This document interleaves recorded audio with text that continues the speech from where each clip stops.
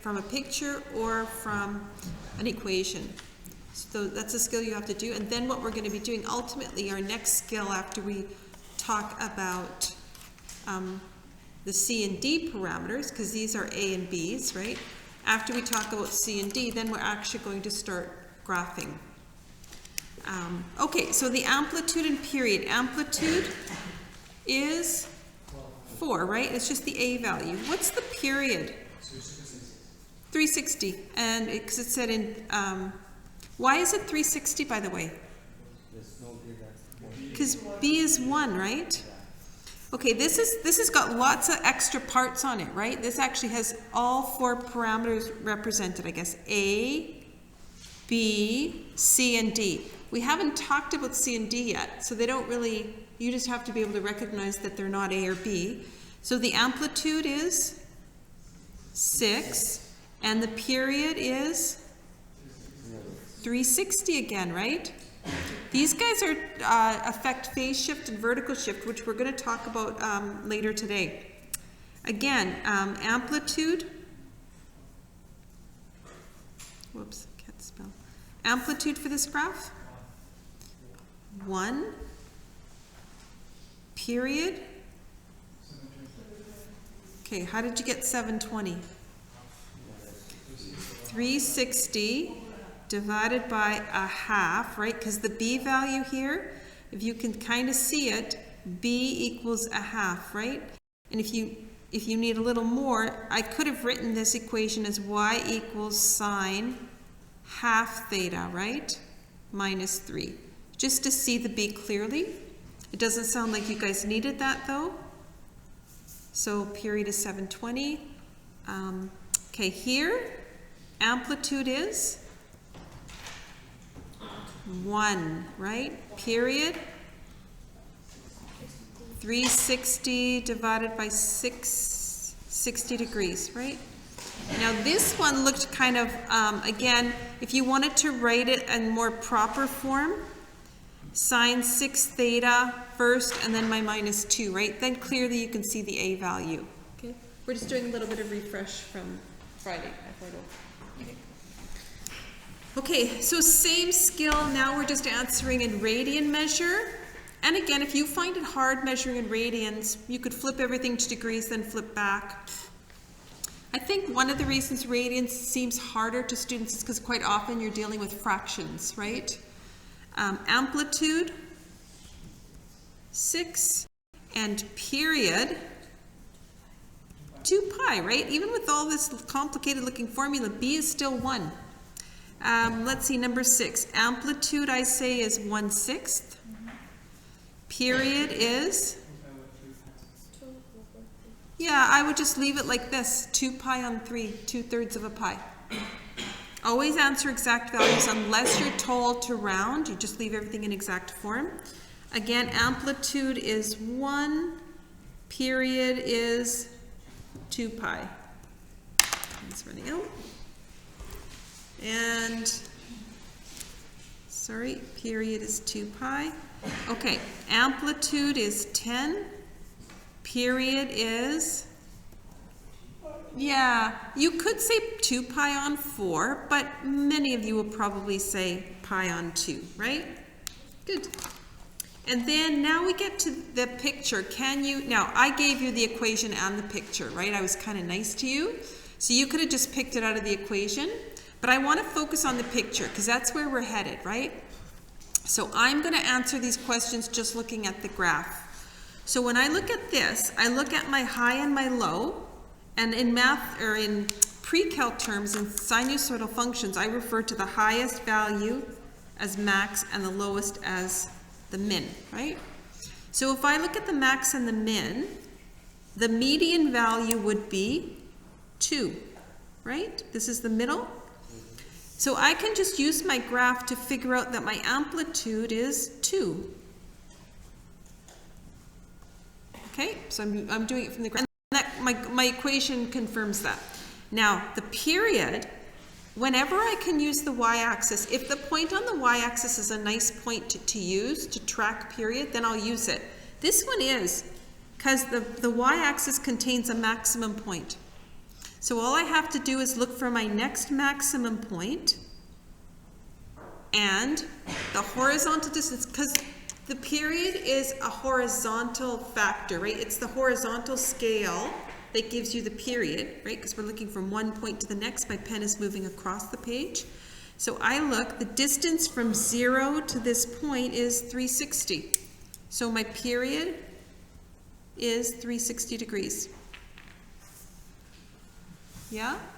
Now, if you did it formula-wise, you would say, okay, well, it's B value is 1, so my period is 360. I'm answering in degrees because the scale given to me was degrees. All right? Let's look here. My max is 6, and my min is -2. So the entire distance on my vertical distance of my graph would be 8 units. So if I go 4 down, again, I'm at 2, right? My median value is 2. So my amplitude is 4.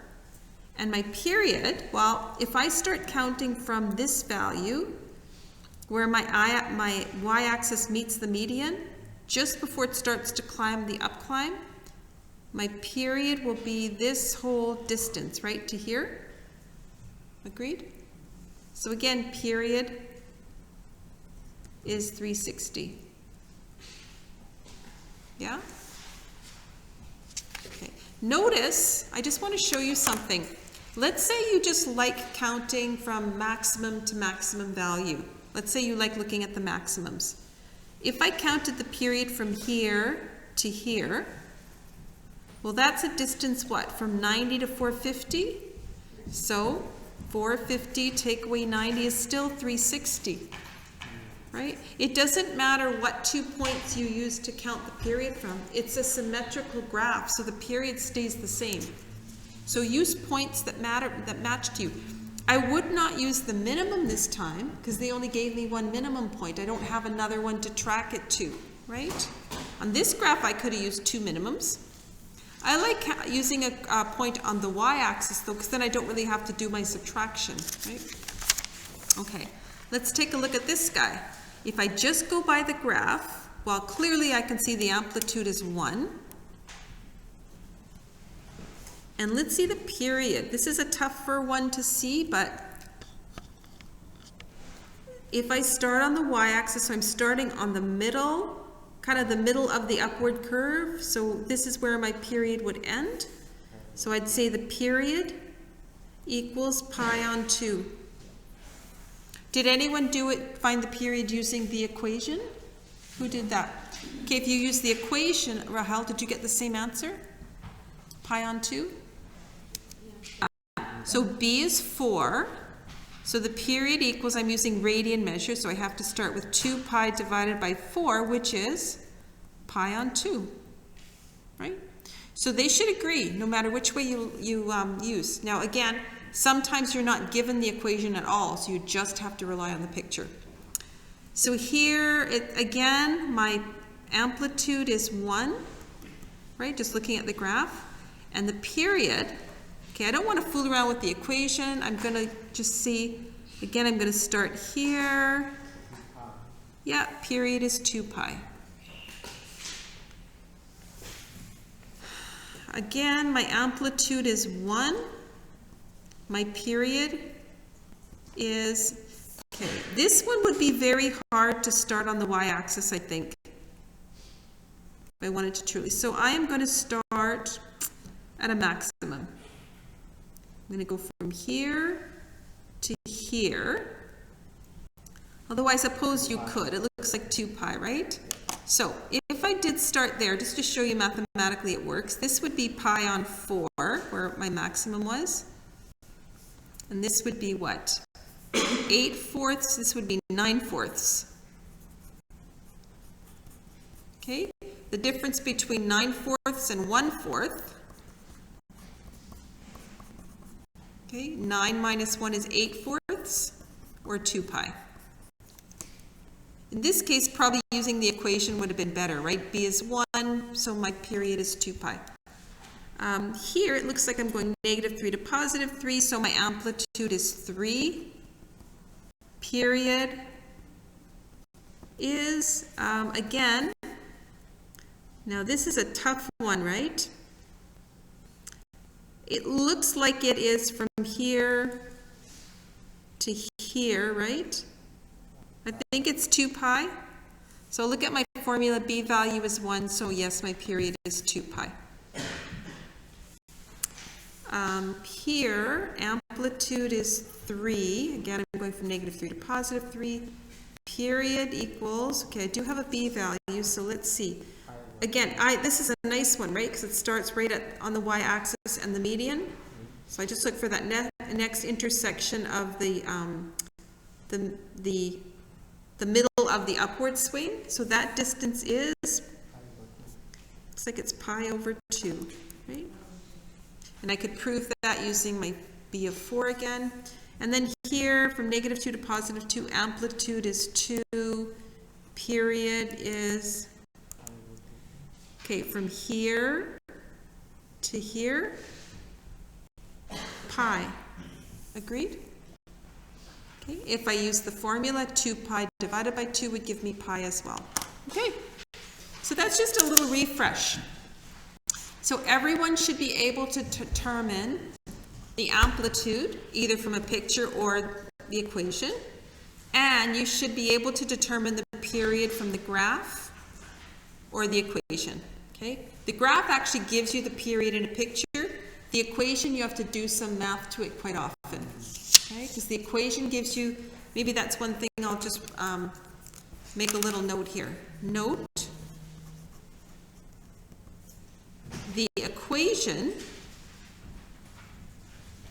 gives you the b value. The picture of the graph gives you the period, right?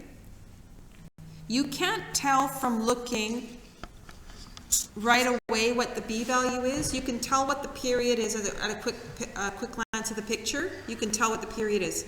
You can't always tell right away looking at the equation what the period is, but you can tell what the b value is, right? The b value is printed for you to see, and here the period is basically drawn so that you can see it. So they work hand in hand. Okay, we've talked about A and B. Now we're going to talk about our last two parameters, C and D. And we're just going to flip over to the pink book. There's a few examples of the pink book. There were some notes in your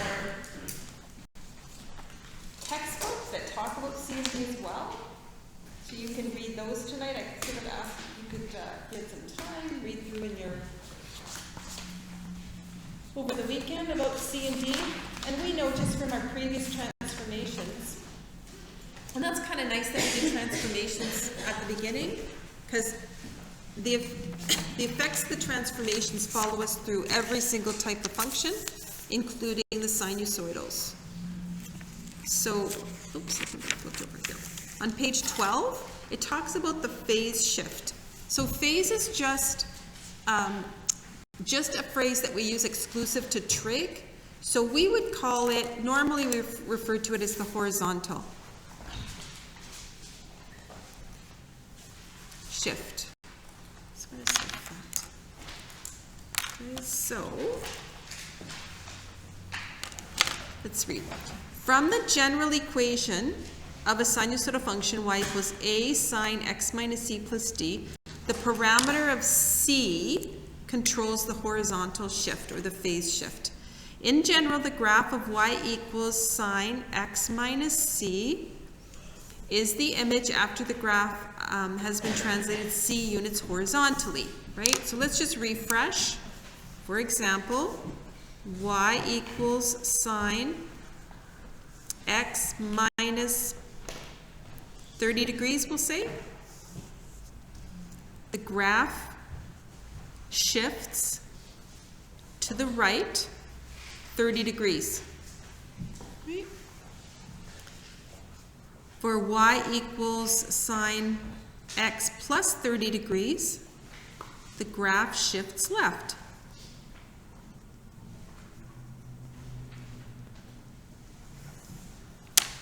reason, I mean, there's no contradiction here, right?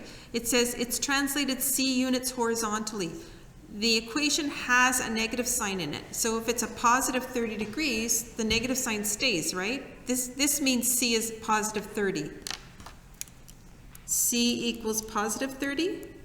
Here, C equaled negative 30 degrees. That's why you're shifting left. Agreed? Okay, so it's a negative 30, 30 to the left. It creates a positive sign. So that's the way the confusion comes in, but it means C is negative. Okay, study the graphs shown below. Identify the phase shift of each function. Now the only thing is we have to kind of go back to the beginning. So I'm going to flip back for 1 sec, and then I'll kind of quickly do a sketch on the whiteboard so I don't have to keep flipping back and you can have something to reference. This is what the graph of sine looks like, right? If we start at 0, if we're starting to measure the values of sine as we start a revolution of the unit circle. If we start at 0, sine starts at 0, right? Our starting position is the 0 degrees, positive x-axis, right? The initial arm of the angle. So look where cos starts. Cos starts with a value of 1 when we're starting revolution of a circle. Okay? So that's what you have to remember. So this is what sine looks like.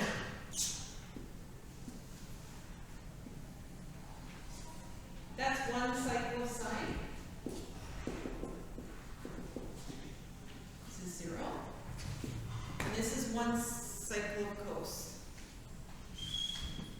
And this is 2 pi, or 360.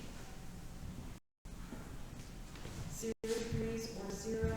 And this is 2 pi, or 360.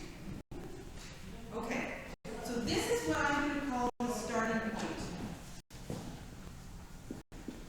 for sine and cos, respectively. So we're tracking that initial starting point.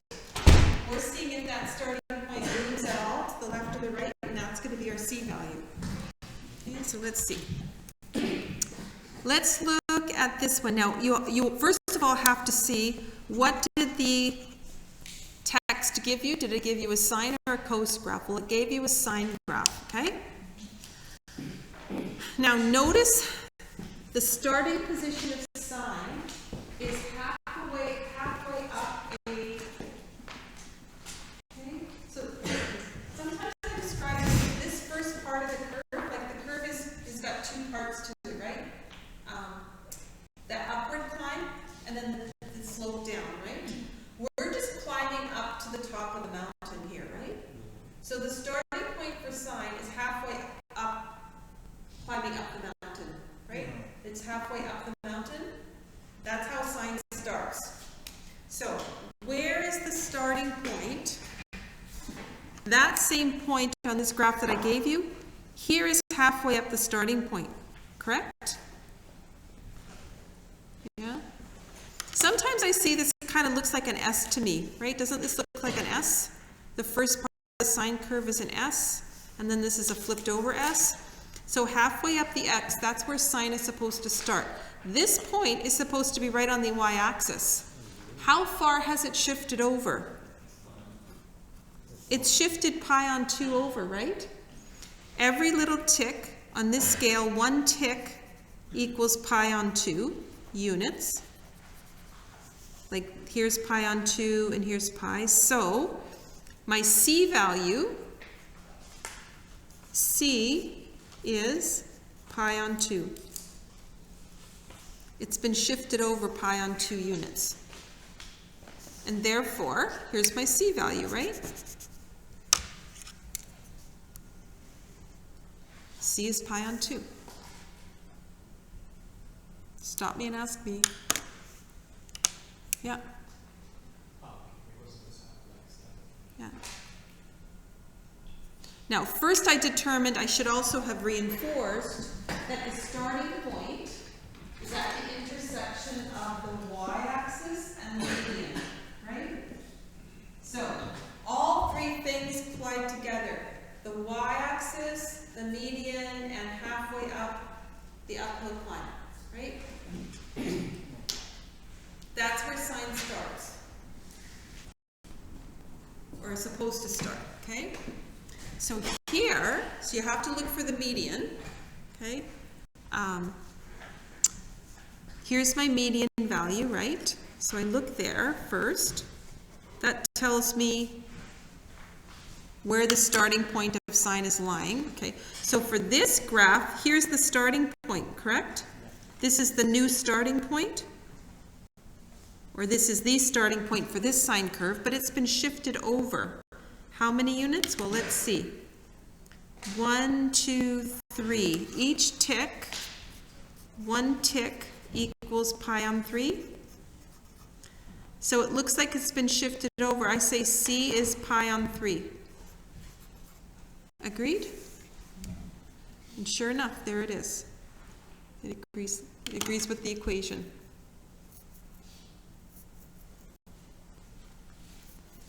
So find your median line and look for the first starting point. Okay, so let's find the median line. Yeah. You say sine is started at horizontal line, right? Mm-hmm. But some of them they're starting y-axis, right? But we're not counting start. Right. So we're actually counting the distance from the y-axis to the new starting point. That's what C is. Because it should be on the y-axis, but it's not anymore, right? Okay, let's look here. Let's find the median value. What's the median value? 3, negative 3, I guess. So it is, this is the median value, right? Okay. So, where is the first positive starting position for sine then? Oh, sorry, this is cos. Thank you, Joanna. Well, let's do sine too later. Okay, where is a cos supposed to start? It's supposed to start at the maximum. So this point should have been right on the y-axis, right? So it's been shifted over. Let's see. 1 tick equals, must be 45 units, or 45 degrees. Okay, so it's been shifted 45 degrees to the right, right? So C equals 45 degrees.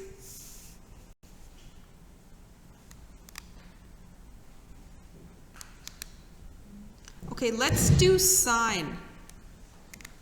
Because this graph, every trig graph can be described as a sine or a cos graph. Agreed? Because they're the same, it's the same size, width, everything.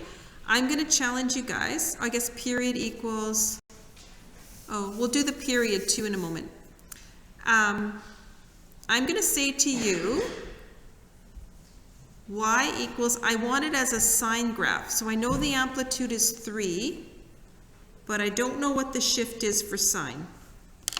Okay, I want the C value for sine. So, let's pretend this is a sine graph now. Where would the starting point for sine be, the closest positive starting point for sine? I'm going to start here, and tell me when to stop my pencil, where I hit the starting point for sine.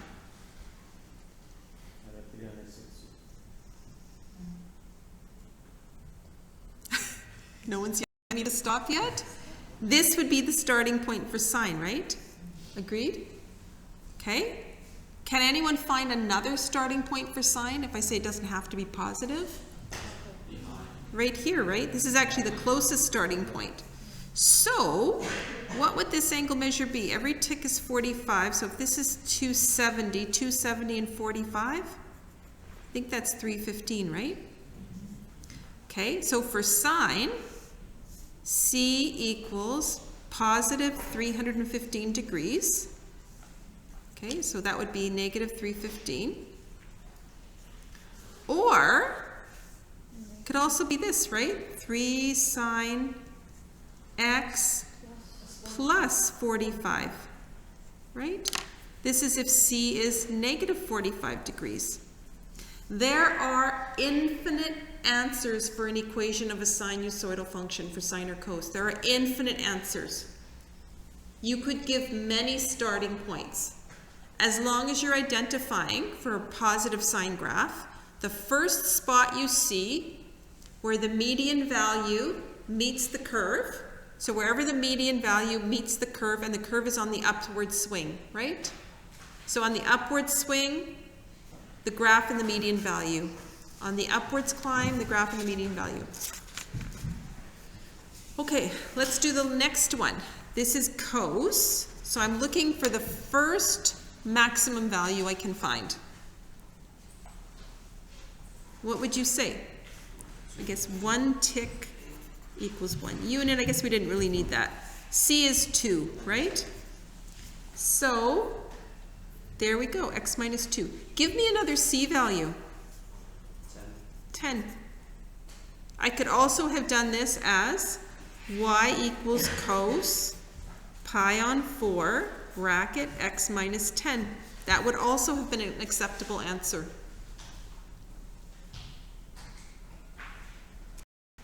If I had a C value, if I had a maximum at 2 and another maximum at 10, where's the next maximum going to be?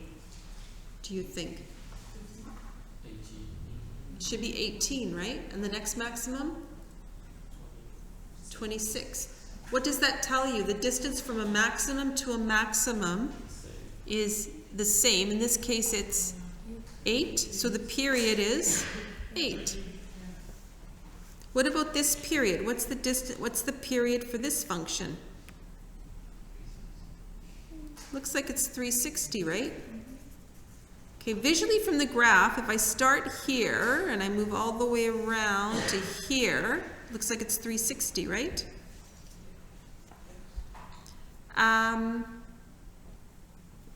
What about the period of this graph? From minimum, yeah, the easiest would be from minimum to minimum, right? Minimum to minimum, 2 pi. Does that fit my equation? Yep, b is 1. What about this? The period of this graph is, it's a little harder to see, right? Looks like from the equation it's pi, right? Yeah, so I guess from here to here, or from here to here would be pi. Looks like. If it's too hard to read from the graph, then use the equation, if you have the equation. Okay, so that's C value. I think the C value for cos is easy because you're just looking for the first maximum.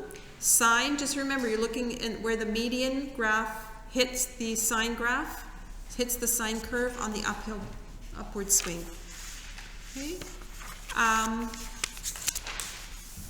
Why don't you guys go for a quick break and then we'll talk about vertical shift, okay?